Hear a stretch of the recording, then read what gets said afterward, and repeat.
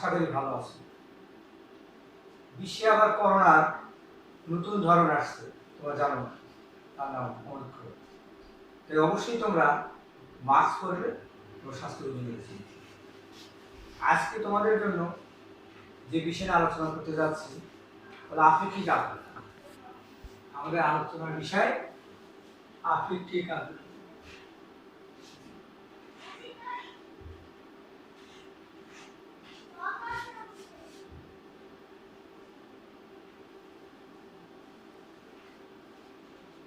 আপেক্ষিক আর্দ্রতা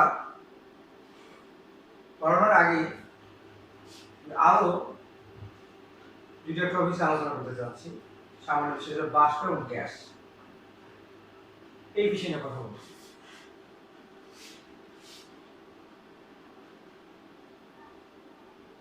বাষ্প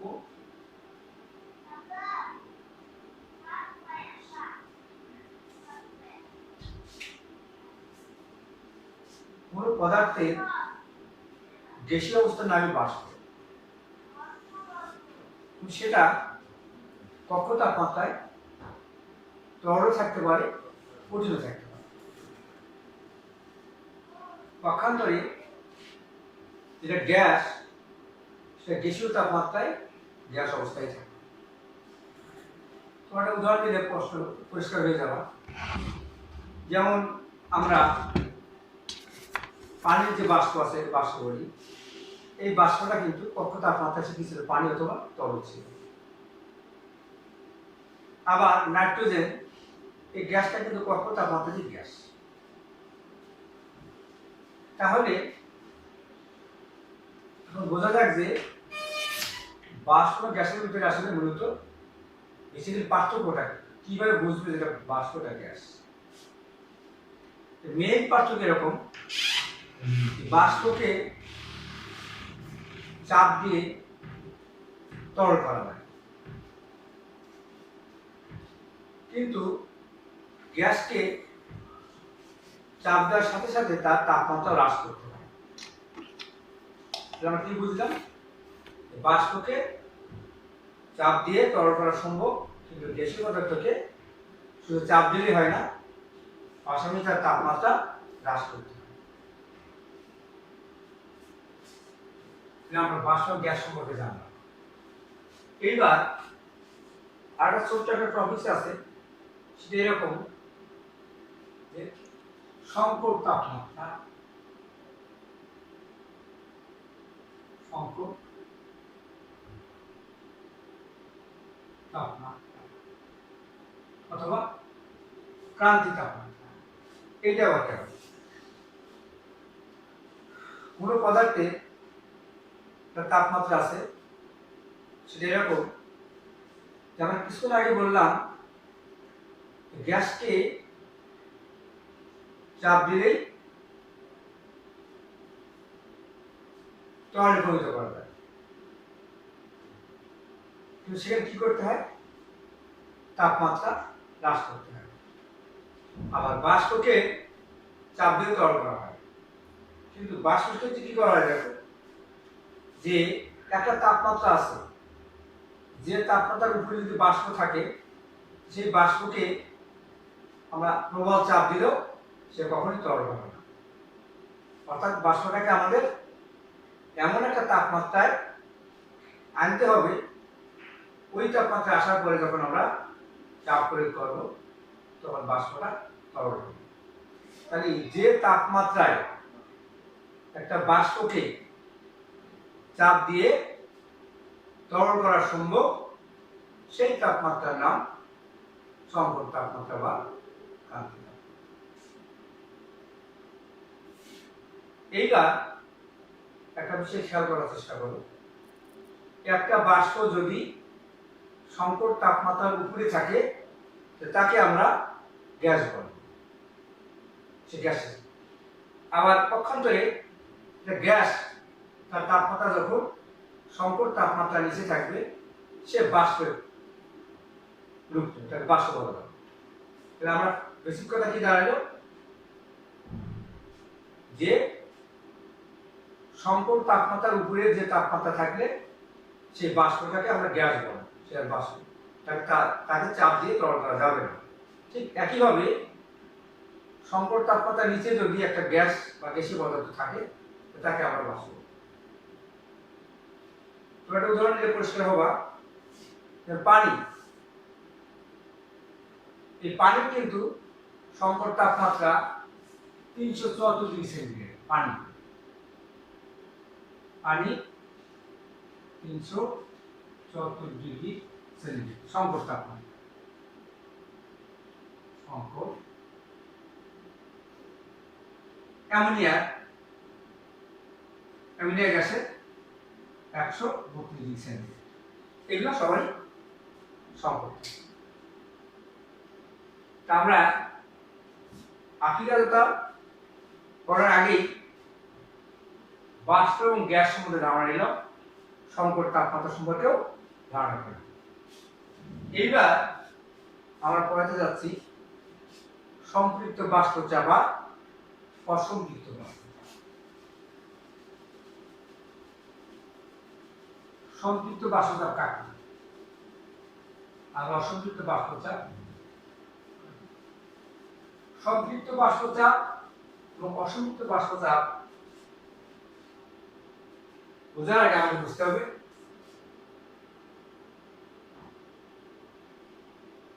সম্পৃক্ত বাষ্প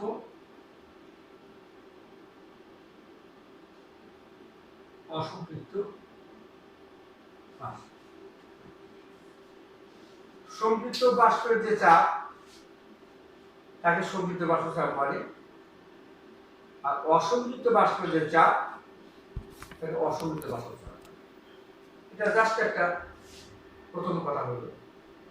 এইবার বুঝে নেওয়ার চেষ্টা করব যে নির্দিষ্ট তাপমাত্রায় নির্দিষ্ট আয়তনের বায়ু, এখানে সর্বাধিক যে জলীয় অংশ থাকার কথা তার নাম হলো সম্পৃক্ত বাষ্প। কথাটা এরকম, নির্দিষ্ট তাপমাত্রায় নির্দিষ্ট আয়তনের বায়ু একটা নির্দিষ্ট পরিমাণ সে বাষ্প ধারণ করতে পারে। নির্দিষ্ট তাপমাত্রায় নির্দিষ্ট আয়তনের বায়ু সর্বাধিক একটা পরিমাণের বাষ্প সে ধারণ করতে পারে। সেইটা যদি তার মধ্যে থাকে তাহলে সম্পৃক্ত বাষ্প, আর যদি কাছে কম থাকে অসম্পৃক্ত বাষ্প। সম্পৃক্ত বাষ্প যে চাপ দেয় তার নাম সম্পৃক্ত চাপ, আর অসম্পৃক্ত বাষ্প যে চাপ দেয় তার নাম অসম্পৃক্ত বাষ্প। অর্থাৎ নির্দিষ্ট তাপমাত্রায় নির্দিষ্ট আয়তনের বায়ুতে যে পরিমাণ বাষ্প থাকা দরকার তার চেয়ে যদি কম থাকে সেটা অসম্পৃক্ত বাষ্প, আর যদি সেই পরিমাণ থাকে তাহলে সম্পৃক্ত বাষ্প। আর মনে রাখবা, বাষ্পের চাপ বাষ্পের পরিমাণের উপর নির্ভর করে। বাষ্পের ভর যদি বেশি হয় তাহলে চাপ বেশি, আর বাষ্পের পরিমাণ ভর যদি কম হয় তাহলে চাপও কম। তাহলে আমরা বলবো যে নির্দিষ্ট তাপমাত্রায় নির্দিষ্ট আয়তনের বায়ু সর্বাধিক যে বাষ্প ধারণ করতে পারে সেই পরিমাণ বাষ্প যদি উপস্থিত থাকে তার নাম সম্পৃক্ত বাষ্প। আর এই সম্পৃক্ত বাষ্প যে চাপ প্রদান করে তাকে সম্পৃক্ত বাষ্প। অসম্পৃক্ত বাষ্প নির্দিষ্ট তাপমাত্রায় নির্দিষ্ট আয়তনের বায়ুতে যে পরিমাণ জলীয় বাষ্প থাকার কথা তার কিন্তু কম থাকে তাকে আমরা অসম্পৃক্ত বাষ্প বলবো। আর এই অসম্পৃক্ত বাষ্পের যে চাপ তাকে অসম্পৃক্ত বাষ্প। এইবার আমরা উঠতে যাচ্ছি আর্দ্রতা। আর্দ্রতা কি? আমরা টপিকস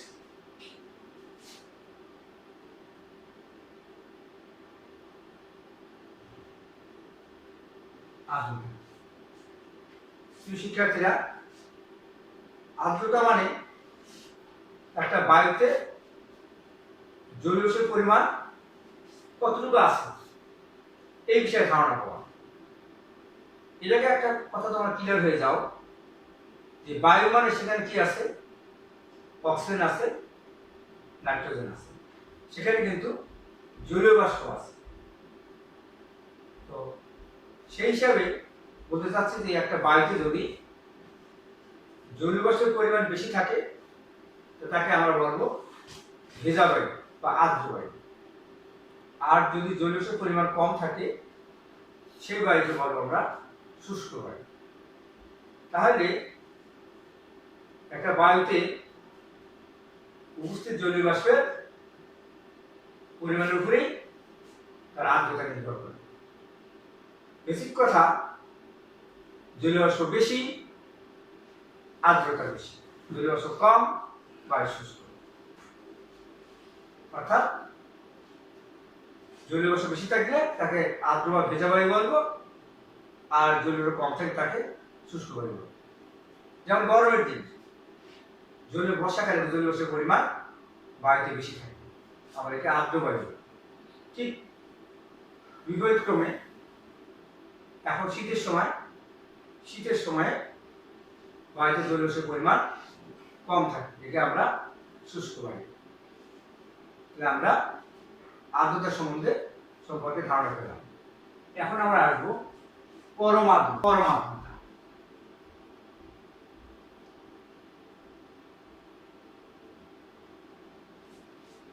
একক আয়তনের বায়ুতে যে পরিমাণ জলীয় বাষ্প থাকে তাকে পরমার্দ্র। অর্থাৎ 1 ঘনমিটার আয়তনের বায়ুতে যে পরিমাণ জলীয় বাষ্প পাবো তার নাম হবে পরমার্দ্র।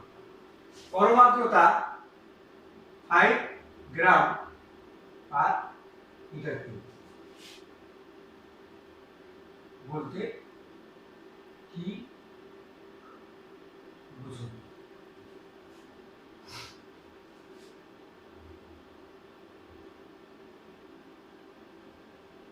পরমার্দ্রতা 5 গ্রাম পার মিটার কিউব বলতে কি বুঝুন? এখানে বোঝা যাবে 1 ঘনমিটার আয়তনের বায়ুতে 5 গ্রাম জলীয় বাষ্প আছে। যে 5 গ্রাম পার মিটার কিউব, অর্থাৎ 1 ঘনমিটার আয়তনের বায়ুতে 5 গ্রাম জলীয় বাষ্প আছে। এখন আমরা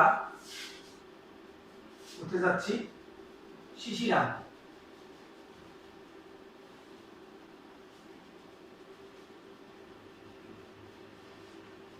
শিশিরাঙ্ক অনেক সময় শিশিরাঙ্কের এককটি এরকম বলা হয়ে থাকে, সেটা বুঝতে পারে। শিশিরাঙ্কের একক কিন্তু তাপমাত্রা, কিন্তু যে তাপমাত্রায় নির্দিষ্ট আয়তনের বায়ুতে উপস্থিত জলীয় বাষ্প দ্বারা সে সম্পৃক্ত অবস্থা ধারণ করে তার নাম শিশিরাঙ্ক।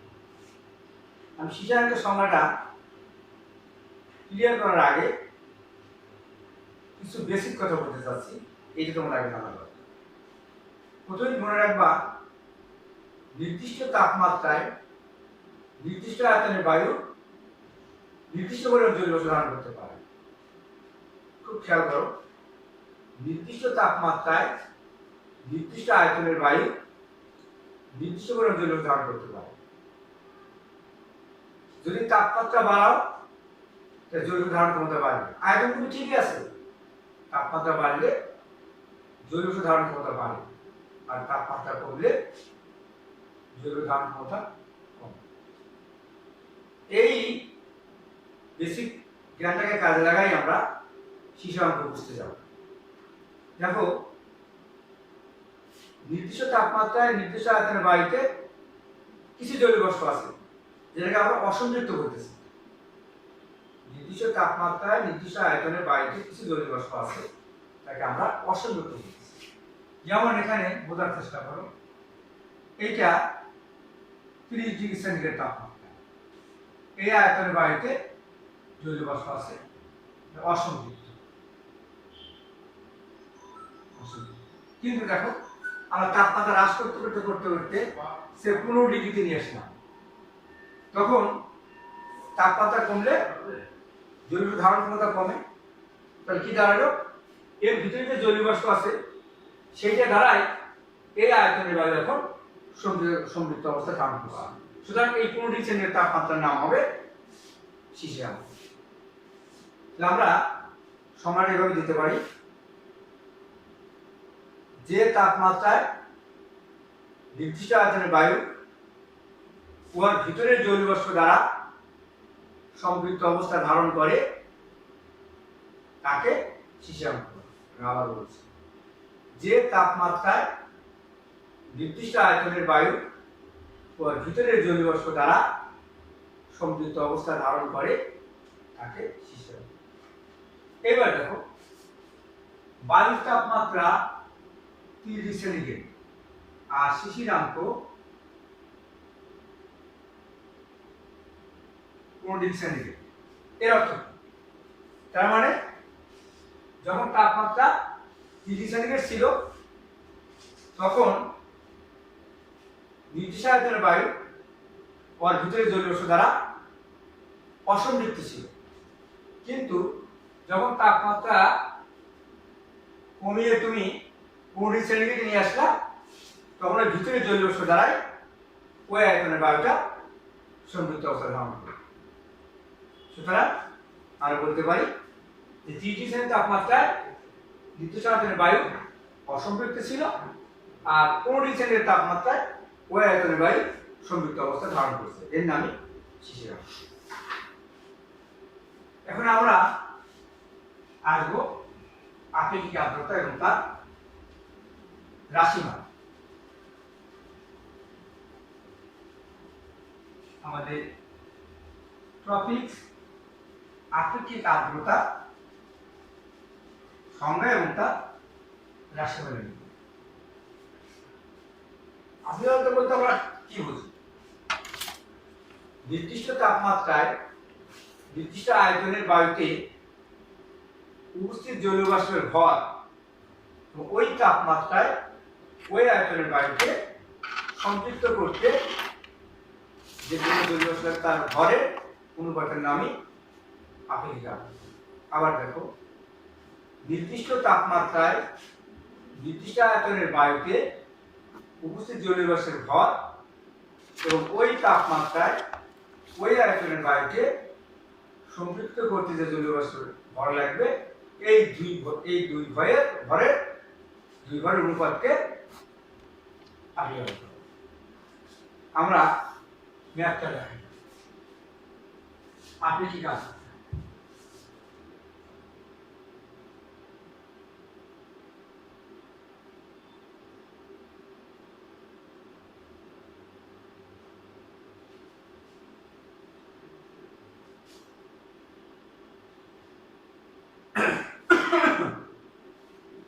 বায়ুর তাপমাত্রায় বায়ুতে উপস্থিত জলীয় বাষ্পের ভর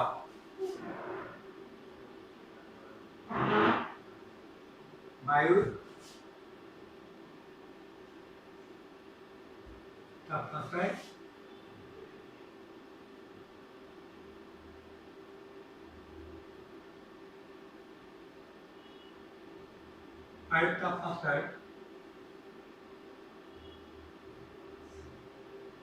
বায়ুতে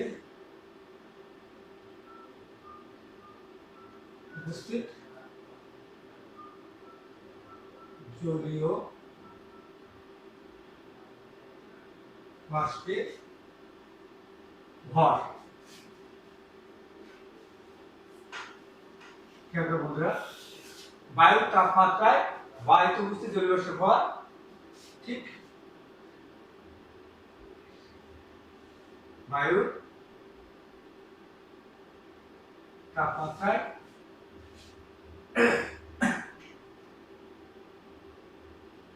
ওই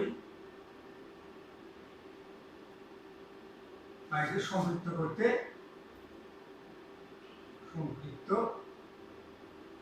প্রয়োজনীয় জলীয় বাষ্পের ভর।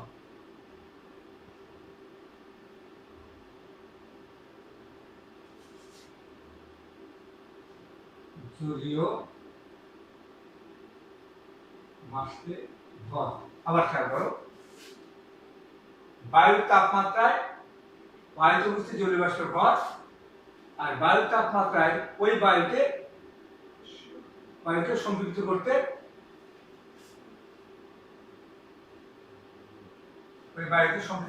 প্রয়োজনীয় জলীয় বাষ্পের ভর। এই দুটো ভর অনুপাতের নাম আপিঘাত। এবার একটা জ্ঞান নেওয়ার চেষ্টা করো, তা হলো যে নির্দিষ্ট তাপমাত্রায় একটা জলীয় বাষ্পের চাপ তার ভরের সমানুপাতিক। আমি আবার বলছি, নির্দিষ্ট তাপমাত্রায় জলীয় বাষ্পের চাপ তার ভরের সমানুপাতিক। তার অর্থ কি দাঁড়ালো? নির্দিষ্ট তাপমাত্রায় জলীয় ভর বাড়লে চাপ বাড়বে। সুতরাং আমরা এখন এই ম্যাথটাকে আমরা চাপে ট্রান্সফার করব।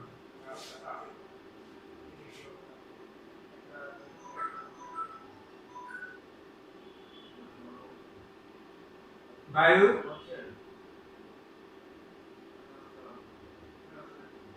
তাপমাত্রায় বায়ুতে উপস্থিত জলীয় বাষ্পের চাপ ডিভাইড বাই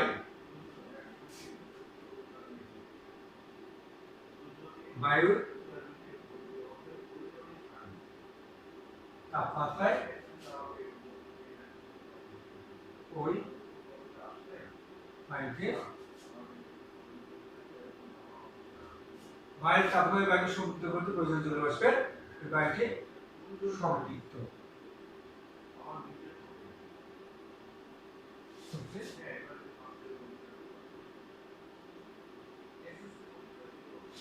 প্রয়োজনীয় জলীয় বাষ্পের চাপ। আমরা কি করলাম? শুধু ভরটাকে চাপে ট্রান্সফার করব।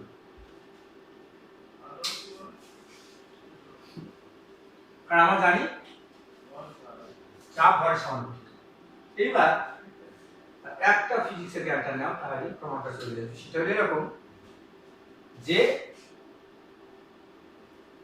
বায়ুর তাপমাত্রায় উপস্থিত জলীয় বাষ্পের চাপ শিশিরাঙ্কের সম্পৃক্ত জলীয় বাষ্পের সমান। আবার বায়ুর তাপমাত্রায় উপস্থিত জলীয় বাষ্পের চাপ শিশিরাঙ্কের সম্পৃক্ত চাপের সমান। বিষয়টা একটু ক্লিয়ার। এখন কি বলছিলাম? এই বায়ুর তাপমাত্রায় উপস্থিত জলীয় বাষ্পের চাপ শিশিরাঙ্কের সম্পৃক্ত চাপের সমান। এটা কি ব্যবহার? বায়ুর তাপমাত্রায় যে জলীয় বাষ্প ছিল তার পরিমাণ কিন্তু বাড়ে নাই, কিন্তু সেটা ছিল অসম্পৃক্ত। এখন যদি আমরা শিশিরাঙ্কের রূপ নেওয়া, তার অর্থ কি? যে তাপমাত্রাটা কমায় আমরা শিশিরাঙ্কে নিয়ে আসবো, কিন্তু সেখানে কিন্তু জলীয় বাষ্পের পরিমাণ কিন্তু কম বাড়ে, কমেও নেই বাড়েও নেই। শুধু আগেও যে চাপ ছিল এখন একই চাপ, শুধু আগে ছিল অসম্পৃক্ত চাপ আর এখন শিশিরাঙ্কে সম্পৃক্ত চাপ। তাই আমরা বলি বায়ুর তাপমাত্রায় বায়ুতে উপস্থিত জলীয় বাষ্পের চাপ শিশিরাঙ্কের সম্পৃক্ত চাপের সমান। সেই সময় আমরা লিখতে পারি শিশিরাঙ্কের সম্পৃক্ত চাপ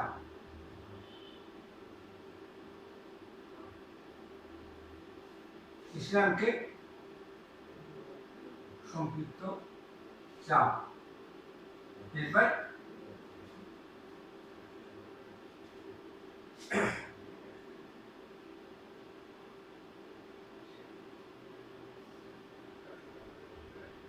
বায়ুর তাপমাত্রায় সম্পৃক্ত চাপ। শিশিরাঙ্ক সম্পৃক্ত চাপ যেটা বায়ুর তাপমাত্রায় সম্পৃক্ত চাপ। শিশিরাঙ্ক সম্পৃক্ত চাপকে আমরা ছোট এফ দ্বারা প্রকাশ করি, আর বায়ুর তাপমাত্রা সম্পৃক্ত চাপকে আমরা বড় এফ দ্বারা প্রকাশ করি। বন্ধুরা, আপিঘাতটাকে আমরা আর দ্বারা বড় দ্বারা প্রকাশ করি। তাহলে আর সমান কি? F by F. এফটা কি? শিশিরাঙ্ক সম্পৃক্ত চাপ, আর এই বড় এফটা বায়ুর তাপমাত্রা সম্পৃক্ত চাপ। এই আদ্রতা আসে পার্সেন্টেজ, এই জন্য আমরা এখানে 100% এই জলটা আমি আদ্রতা গাণিতিক প্রকাশ। আপিঘাত আর সমান কি? আপিঘাত আর সমান এফ বাই এফ ইন্টু 100%।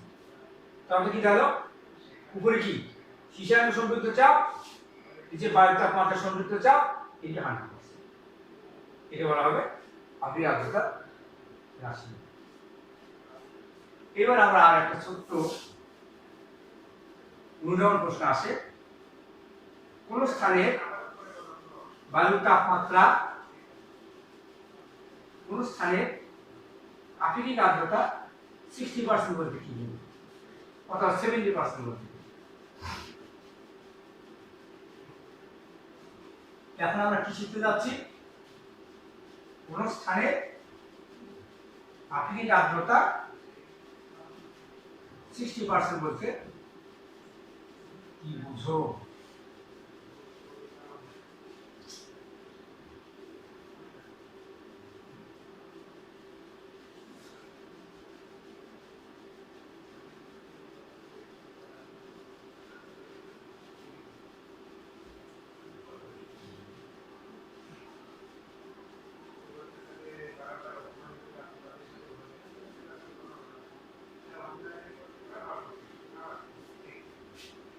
অনুষ্ঠানে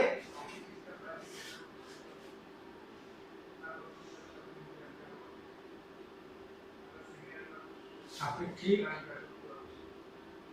আর্দ্রতা 60% বলতে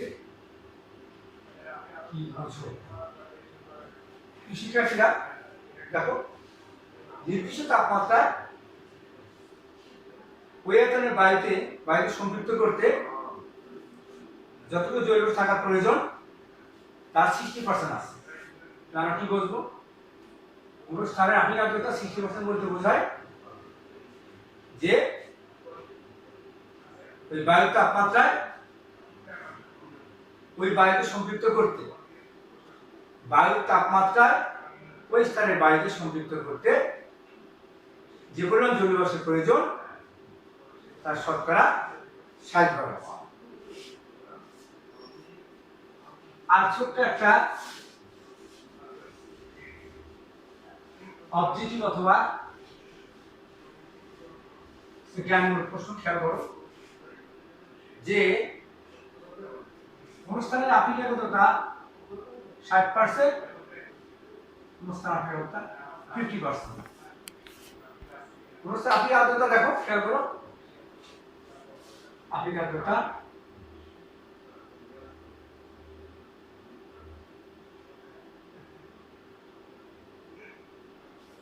50% আর 70%। তোমাদেরকে বলা হলো কোথায় বসবাস করার সুবিধা। খেয়াল করো তো শিক্ষার্থীরা, যে এক স্থানে আপেক্ষিক আর্দ্রতা 70%, 50%, কোথায় তোমরা বসবাস করো। নিঃসন্দেহে তোমাদের বুঝতে হবে যে আপেক্ষিক আর্দ্রতা বেশি, সে জলীয় বাষ্পের পরিমাণ বেশি। তার মানে কি, সেটা উত্তপ্ত এরিয়া, জলীয় বাষ্প তো বায়ুর চেয়ে হালকা, ওই এলাকাটা কি হবে, গরম এলাকা হবে, সুতরাং ওই জায়গায় বসবাস করার জন্য সুবিধা হবে না। আর যেন আপেক্ষিক আর্দ্রতা 50%, সে জলীয় বাষ্পের পরিমাণ কম, অর্থাৎ ওই এলাকাটা তুলনামূলকভাবে কিছুটা ঠান্ডা। সুতরাং আমরা যে স্থানে আপেক্ষিক আর্দ্রতা কম থাকবে, যে স্থানে বায়ুর আপেক্ষিক আর্দ্রতা কম থাকবে, সেই স্থানেই বসবাস করার সুবিধা হবে। ঠিক আছে শিক্ষার্থীরা, আজকে এখানে শেষ করছি। আল্লাহ।